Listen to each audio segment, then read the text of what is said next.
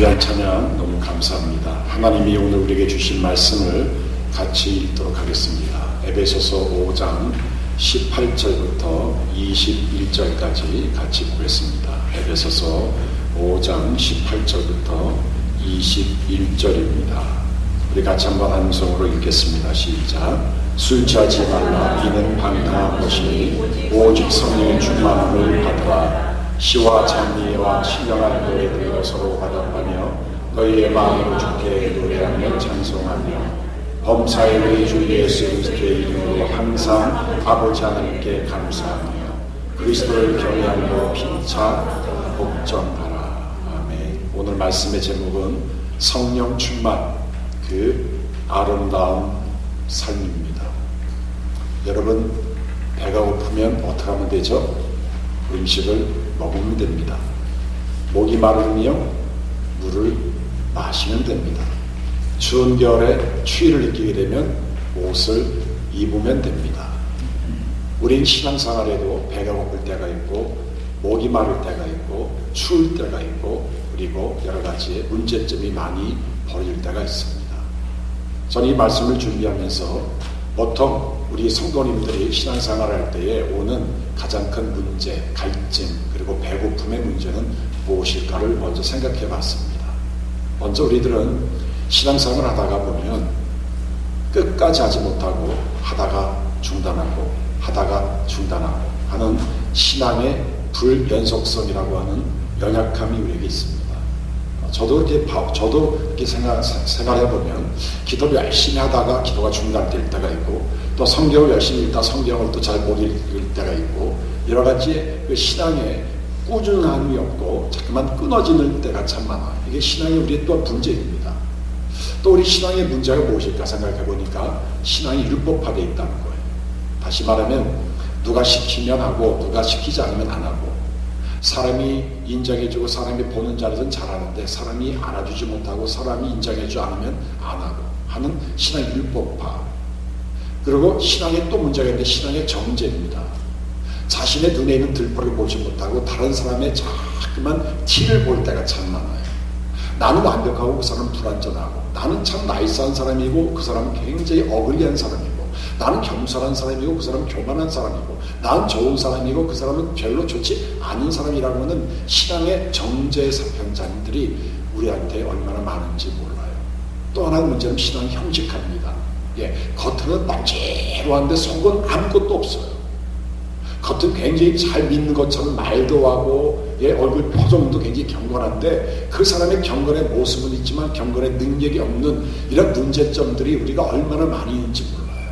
이것은 우리들의 모든 사람이 가지고 있는 공통적인 분모입니다.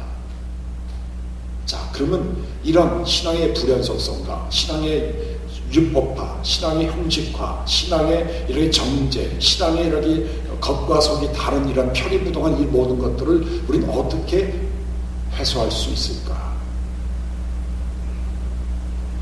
자, 오래전에 어느 분한테 이런 얘기를 들었어요. 아마 이 얘기는 지어낸 얘기라고 저는 확실합니다. 그러나 지어낸 얘기지만 굉장히 일리가 있는 얘기입니다. 우주정거장을 만들어서 1년 동안 미국과 그리고 일본과 러시아 세 개의 우주인들이 1년 동안 우주정거장에서 특별한 무슨 실험을 하기 위해서 우주항공선을 타고 올라가기 시작했어요. 올라가기 전에 이 사람들한테 너희들이 가장 필요하고 가장 중요한 것을 한 가지씩 선택해서 갖고 올라갈 수 있다. 선택권을 줬어요. 그랬더니 미국 사람은 아내를 데리고 가겠다. 그래서 와이프를 데리고 왔어요. 일본 사람은 뭘 갖고 왔냐면 나는 올라가서 1년 동안에 고대 히랍 문화를 좀 연구해야 되겠다. 그래서 고대 히랍에 관한 책들을 막 잔뜩 갖고 왔어요. 러시아 사람은 뭘 갖고 왔냐 보니까는 이 사람은 평상시에 이 담배, 시가를 좋아해서 시가를 한 보를 갖고 왔어요. 1년이 지났습니다. 금이 환영을 합니다. 사람들이 막 환영합니다. 우주선 왕복 그 뚜껑이 땅 열립니다. 맨 처음 미국 사람이 나와요. 미국 사람이 나오는데 아내와 함께 애를 하나 얻고 나옵니다. 일본 사람이 나오는데 일본 사람은 고대 히라보를 막 암송하면서 막 샬락샬락샬락 하면서 막 나오는 거예요.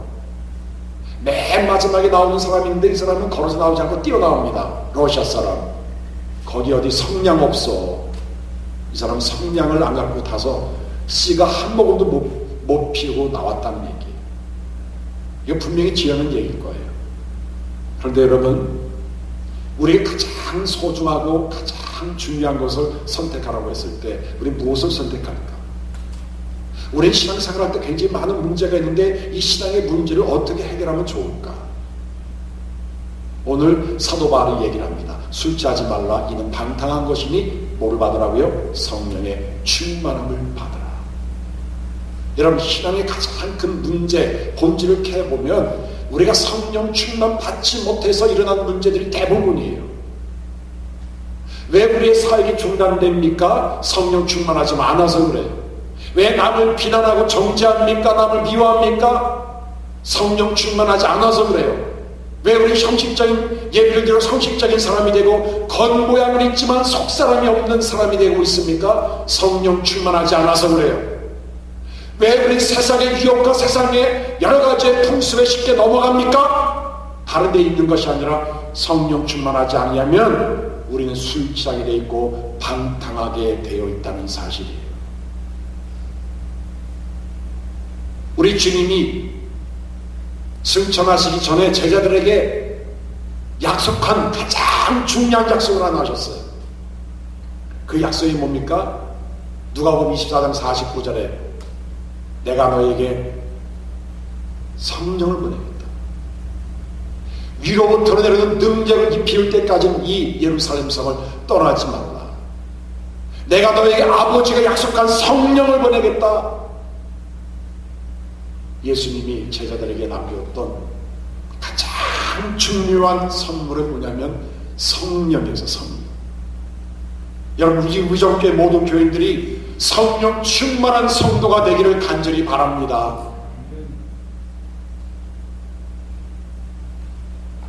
오늘 본문에 보면 성령 충만을 받으라고 했는데 먼저 이 성령 충만을 받으라고 하는 문법적인 의미를 살펴보려고 해요. 첫 번째, 이건 명령이에요. 명령이에요. 제한이 아니에요. 권면이 아니에요. 선택의 여지를 남겨주는 그런 것이 아니에요. 그러니까 명령이에요. 여러분, 여기 바이타민이 있고 이게 쥐약이 있어요. 아이들한테 뭐 하라고 합니까? 너 쥐약 먹으면 안 돼! 그러지. 잘 생각했다가 기도해보고 쥐약을 먹어도 되는지 안 먹어도 되는지 생각해봐. 너 많이 배웠으니까 알지? 그런 부모가 어디 있습니까? 그러면 성령 충만함은 명령이에요. 이건 모든 사람들이 다 받는 명령이에요. 성령 충만 그게 아니라 성령 충만은 그냥 명령입니다. 이건 필수 과목이에요. 선택 과목이 아니라 필수 과목이에요. 이번에 우리 여진 우리 자매와 우리 성진 군이 PhD 시험을 잘 봐서 통과가 된 것 같은데 이제 오랄 테스트를 남겨놨죠. 그럼 또 뭐가 있습니까? thesis 또 논문을 또 써야 되죠. 오랄 테스트 통과 안 해도 되죠? 해야 되지. 논문 안 써도 되지. 뭐 여진이 얼굴이 예쁘니까 얼굴 딱 내미면 통과되겠죠? 어때요? 아니. 반드시 오랄 테스트 통과해야 되고 논문을 써야 돼요. 여러분, 구원받은 성도라면 성령 충만 받아야 합니다. 아멘. 이건 명령이에요, 여러분. 목숨 걸고 성령 충만 받아야 돼요. 성령 어느 곳에도 돈 많이 벌어라, 출세해라, 오래 살아라, 그런 거 하나도 안 나와 있어요. 병이 들어도 가진 거 없어도 배운 것이 없어도 영어 못해도 여러분 성령 충만은 반드시 받아야 됩니다. 그 다음에 이 문법적인 두 번째 의미는 복수연이에요. 복수연은 나왔어요. 목사님이 연락에 설교하시는데 목사님이나 시급 받으세요. 그게 아니에요. 다 받아야 돼요. 우리 필경 형제도 받아야 되고요. 우리 이정재 집사님 받아야 되고요. 우리 장로님도 받아야 되고요. 우리 홍장군님 받아야 되고요, 박성사님 받아야 되고요, 신집사님 받아야 되고요, 우리 박건사님 다 받아야 돼요. 우리 자녀들도 다 받아야 돼요. 누군 받고 누구 안 받고 안 돼요. 예수 믿는 가족이라면 다 받기 위해서 기도해야 돼요. 하나님 우리 자녀들이 다 성령 충만 받기 원합니다. 우리 남편 안에서 성령 충만 받기를 원합니다. 이게 복수의 문제였어요. 그 다음에 현재요. 지금 받아야 돼. 내가 한국에 있을 때 하늘산 기도원에 가서 기도할 때 성령 충만했는데 비행기 타고 오다 보니까 너무 피곤해 성령이 다 어디 도망갔는지 이 성령님이 안 계시네요. 그때가 좋았지. 밤원도 하고 신년사도 받고 기쁘고 안 먹어도 배가 고프고 배가 부르고. 그게 아니라 여러분 오늘 이 순간 이 장소에 성령 충만 받기를 가는 거예요. 그 다음에 문법적인 의미는 수동력, 성령 충만을 받아라. 아까 말한 것처럼 누가복음 24장 49절에 위로부터 내려오는 능력을 입힐 때까지 옷을 입는 거예요. 그러면 성령이 충만했다는 것을 누가복음 24장 49절은 옷을 입는 거로 표현했어요. 아무리 많이 가지고 많이 배우고 아주 잘난 사람이라도 밖을 나갈 때는 옷을 입어야 돼. 옷을 입어야지 사람들이 우리를 인간 대접합니다. 옷을 입는 이유는 치장하게 하는 것도 있지만 더위에 더위를 피하고 추위에 추위를 피하고 나 자신을 보호하기 위함입니다. 여러분 성령 충만 받는 것은 수동이에요. 이 말은 뭐냐면 우리는 자발적으로 능동적으로 살 수 있는 인간 존재가 아니란 사실이에요. 반드시 하나님의 도움이 필요합니다. 여러분 하나님의 도움이 필요합니다. 여러분들이 자녀를 키울 때 여러분 남편과 아내 사이에 목회자 성도 사이에 교회를 섬길 때 교회 앞으로 부응하는 길 교회 앞길 모든 것은 하나님의 도움이 필요합니다. 그래서 우리는 성령 충만 받아야 돼. 계속적으로 누구나 다 필수적으로 이건 명령입니다. 성령 충만 받아야 합니다. 그럼 성령 충만 받게 되면 어떻게 되는가? 오늘 말씀 19절에 보면 첫 번째 시와 찬송과 신령한 노래들로 서로 화답한다. 이걸 굉장히 많이 오해하는 분이 있어요. 예배 찬송하면 되는 거 찬송이구나. 그 정도가 아니라 여기서 보면 서로 화답한다는 말은 speak to one another. 다시 말을 한다는 얘기예요. 그럼 성령 충만하게 되면 언어가 바뀌어져요. 언어가 바뀌어지면서 내가 만나는 사람들의 교제권이 바뀌어져요. 그 사람이 자주 만나는 사람이 누군가를 보면요, 그 사람이 어떤 신앙의 순위인지를 알게 됩니다. 여러분 성령 충만함 있게 되면요, 입에서 모든 시와 찬송과 신령한 노래가 만나요. 혼자 하는 것이 아니라 이제 만나서 서로 speak to one another. 여러 사람과 함께 내 신앙의 고백을, 신앙의 찬양을, 하나님께서 나에게 깨달음을 주셨던 깨달음에 대한 얘기를 나누기 시작해요.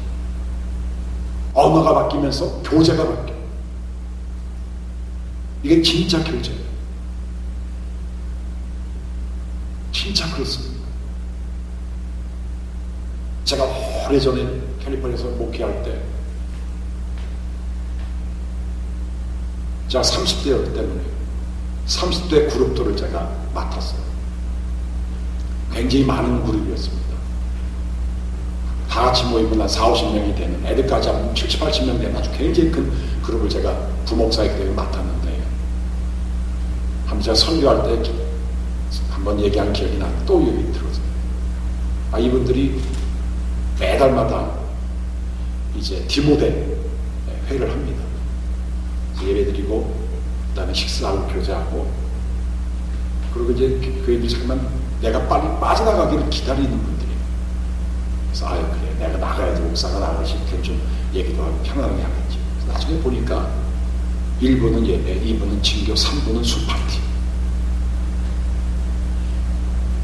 그래서 내가 나가면 트렁크에서 이제 술 박스채 갖고 나와서 이제 술 마시기 시작하는 거예요. 나중에 우연히 이제 그걸 보게 됐어요. 나갔다가 들어오는 김에 야, 목사님 들어온다 하는 애 보니까 벌써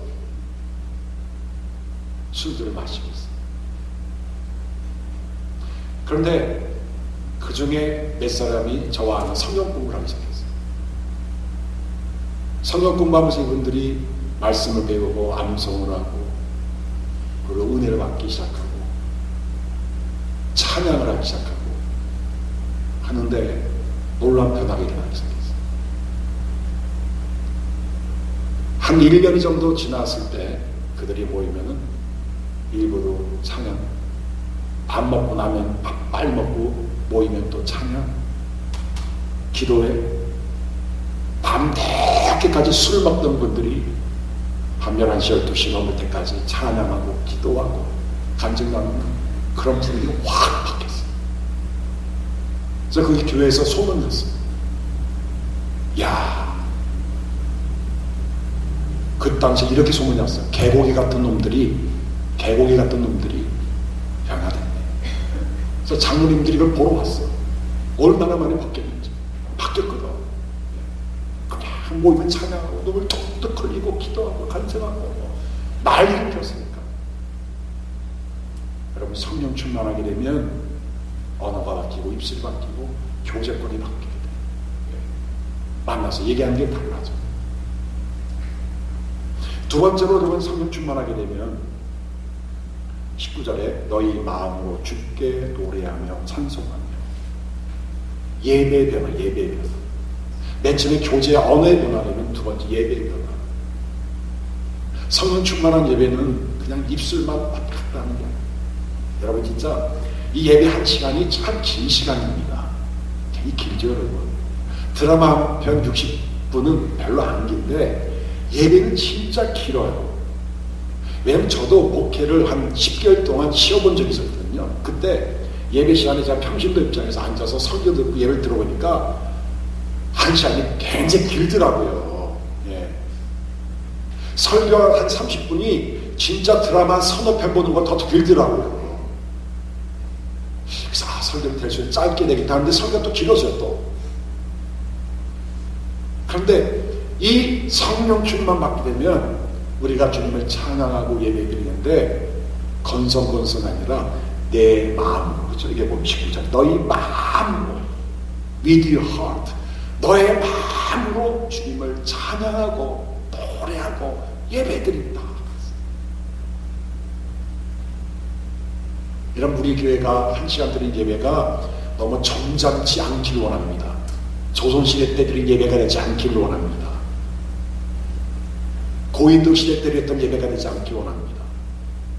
좀 더 간절하게, 좀 더 진실하게, 좀 더 뜨겁게 예배드리기를 간절히 원해요. 예배 시간에 아멘 소리가 좀 많아지기를 원합니다. 찬송 소리가 더 커지기를 원합니다. 합심 기도할 때 기도 소리가 더 커지기를 원합니다. 그 교회 가보면요, 외부항산에서 교회 가보면, 또 부흥회 인도하러 가보면 그 교회의 분위기를 딱 알겠더라고요. 예배 드리는 거 보면 딱 알겠더라고요. 찬송할 때 보면 딱 알겠더라고요. 아, 이 교회가 성령 충만한지 아니면 문제가 진짜 많은지.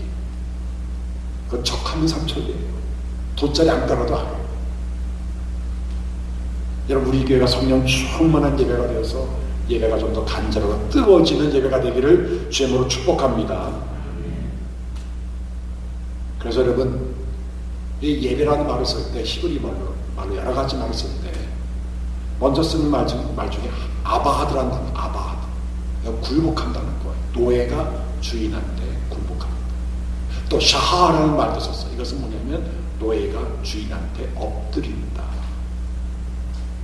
또 헬라 말로 보면 프로스큐네오라는 말을 썼어요. 프로스하면 toward, 누구를 향해서, 큐네오 하면 키스. 노예가 주인한테 키스라고, 바람에, 바르다가 섬긴다는 복종의 표시로, 내가 죽을 때까지 주인을 섬기겠다고 하는 복종의 표시로 키스하는 자는 프로스큐네오예요. 아바드고요, 샤하예요. 이게 예배예요. 여러분, 우리가 예배가 이런 진정한 예배가 되기를 간절히 원해요. 그 다음에 세 번째로 성령 충만하게 되면 20절에 보시면 범사의 우리 주 예수 그리스도의 이름으로 항상 아버지 하나님께 뭐 한다고요? 감사. 성령 충만하면 교제 언어가 바뀌고 예배가 바뀌고 그 다음에 우리 마음의 태도가 바뀌어요. 어떤 마음으로? 감사합니다. 여러분, 불평은 죄악입니다. 아멘. 원망은 죄악입니다. 아멘. 사람들이 쉽게 불평 원망하는데 이건 죄악이에요. 성령 충만하게 있는 나도 모르게 감사가 나와요. 아버지를 위해서 감사하는 거예요. 2002년도에 돌아가신 대천덕 성공의 신부님이 있어요. 뭐 신부라고 하기도 하고 목사라고 합니다. 성공의 신부 대천덕 그 신부님이 강원도 철원에 예수원이라고 하는 것을 1965년도에 만들어 놓고 교파를 초월해서 모든 사람이 와서 묵상하고 예배드리고 그 다음에 노동하고 하는 곳이었습니다. 한번 예수원에 큰 불이 났어요.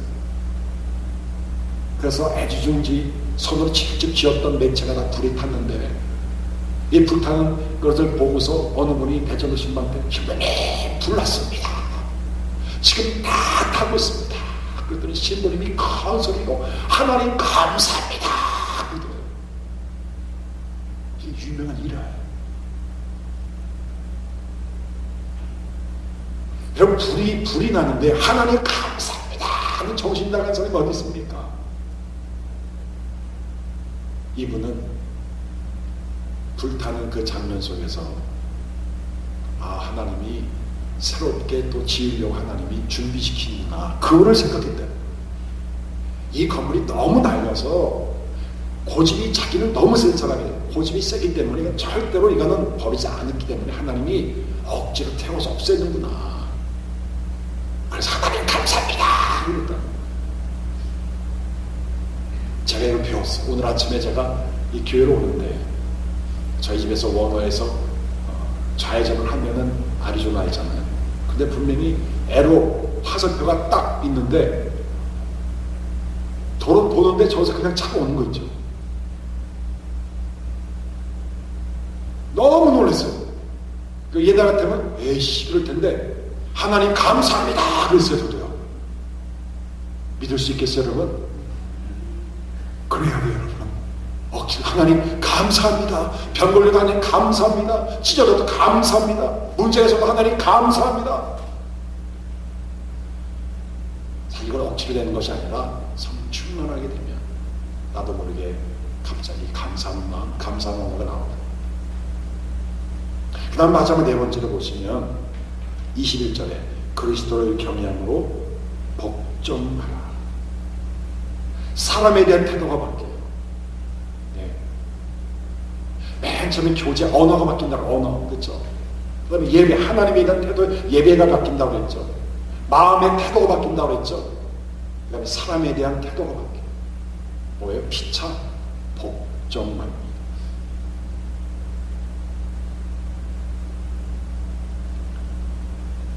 성령이 충만하게 되면요, 상대방을 무시하거나 조정하거나 통제하거나 무관심하지 않습니다. 성령 충만하게 되면 나의 주도권을 내려놓고 상대방의 주도권을 드리고 양보하고 그 사람이 편한 대로, 그 사람이 좋은 대로 결정하는 것이 성령 충만한 사람의 하나의 마음들이에요. 성령 충만한 사람은 깍쟁이가 되지 않습니다. 넉넉한 사람이 됩니다. 베푸는 사람이 됩니다. 성령 충만의 지성은 순종 측정 지수와 똑같습니다. 부부가 왜 다툴까요? 왜 교회 안에서 다툼이 일어납니까?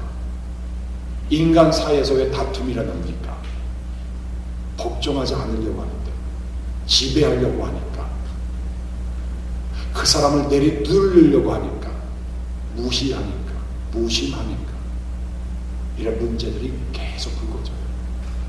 여러분, 이 설교를 들으면서 여러분들 마음에 와닿는 게 있을 거예요. 아, 나는 예배가 좀 바뀌어야 되겠다. 내 언어와 교제가 바뀌어야 되겠다. 내가 만나는 사람들이 너무 세속적이고 인간적이다. 사람에 대한 태도가 바뀌어야 되겠다. 그러겠습니다, 여러분. 성령 충만 받아요. 성령 충만할 때 하나님이 서로 화답하게 하고, 그리고 하나님께 마음으로 예배드리게 하고, 감사한 마음을 갖게 하고, 그리고 피차 목적하게 됩니다. 자, 그렇다면 우리가 어떻게 하면 성령 충만함을 받을 수 있을까? 제가 한 가지만 얘기하고 끝내겠습니다. 여러분, 성경 같이 보겠습니다. 누가복음 11장.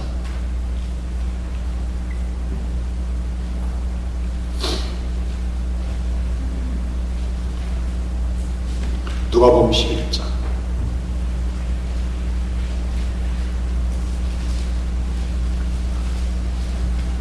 (9절부터) 13절입니다. 누가복음 11장 9절부터 13절 같이 읽겠습니다. 찾았습니까? 시작. 내가 또 너희에게 이르노니 구하라, 그러면 너희에게 주실 것이요, 찾으라, 그러면 찾을 것이요, 문을 두드리라, 그러면 너희에게 열릴 것이요, 구하는 이마다 받을 것이요, 찾는 이가 찾을 것이요, 두드리는 이에게는 열릴 것이다. 너희 중에 아버지 된 자로서 누가 아들이 생선을 달라는데 생선 대신에 뱀을 주며 알을 달라는데 정갈을 주겠느냐? 너희가 갈지라도 좋은 것을 자식에게 줄 알거든 하물며 너희 하늘 아버지께서 구하는 자에게 성령을 주지 않겠느냐 하십니다. 자, 누구한테 성령을 주신다고요? 구하는 자에게, 찾는 자에게, 문을 두린 자에게. 구하고 찾고 문을 두린다는 말을 계속 연속으로 다른 표현하는 이유는 뭐냐면 계속적인 길, 계속 성령 충만을 간구하는 얘기예요. 여러분, 오늘 이 순간부터 여러분들이 성령 충만 받기 위해서 간구하셔야 돼요. 하나님, 우리 자녀들이 성령 충만하게 하시고, 우리 남편과 아내와 우리 목사님과 우리 장로님과 권사님 성령 충만하게 하시고, 아리조나 지역의 모든 사람이 성령 충만하게 도와주시고, 내가 만난 사람들이 성령 충만하게 도와주셔서 깊이 있고 성령 충만함에 아름다운 삶이 이루어지길 기도하셔야 돼요. 여러분, 1995년도에 미국에 엄청난 일이 일어난 걸 잘 모르시죠? 세계 역사에 남을 만한 일이 1995년도에 일어났어요. 보통 사람 잘 몰라요. 기독교는 잘 몰라요. 이 일이 뭐냐면 주로 미국 신학교에서 일어난 일이에요. 시카고에 있는 위튼 칼리지, 시카고에 있는 트리니티 또 신학교, 또 시카고에 있는 노스파크 학교, 텍사스에 있는 사우스 웨스턴 베프티스트 신학교, 여기서 동시적으로 1995년 일어났습니다. 촛불 시간에 자, 우리 성령 받기를 기도하십시다 라고 위튼 대학에서 시작됐어요. 그 촛불 시간에, 낮 촛불 시간. 근데 학생들이 촛불 시간에 성령 받기 위해서 기도한 적이 별로 없었대요. 근데 그날따라 설교를 인도했던 분이 성령 충만 받기를 기도하십시다. 아주 짧은 시간이 촛불 시간, 그 다음에 클래스를 가야 되는데 받기를 기도했는데 기도가 끊어지지 않는 거예요. 1시간, 2시간, 3시간 기도가 계속 이어졌어요. 오후 모든 강의가 다 캔슬됐어요. 밤새워 기도하기 시작했어요.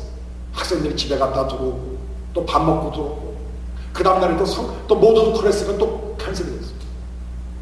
그 불이 디어필드에 있는 그 위튼 칼리지에서 한 20마일 떨어진 트리니티 신학교로 또 옮겼어요.